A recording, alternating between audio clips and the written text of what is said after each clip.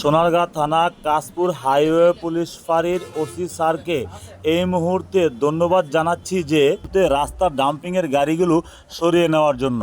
সেক্ষেত্রে রাস্তায় চলাচলের জন্য জনসাধারণ অনেক উপকৃত হয়েছে। তবে রাস্তার ঠিক মাঝখানে একটি নষ্ট বাস রাখায় ফুটপাতের কিছু দোকানদাররা এই গাড়িটি থাকায় তার সুযোগ নিচ্ছে বলে। ওই গাড়িটার কারণে আপনারা ওঠেন না, এই গাড়িটা এখান থেকে সরাইলে আপনারা রাস্তা ক্লিয়ার করে দিবেন। হ্যাঁ ইনশাল্লাহ আমি ওসি স্যারের সাথে কথা বলতেছি, ইনশাল্লাহ গাড়ি এটা সরাই দিব, অসুবিধা নেই।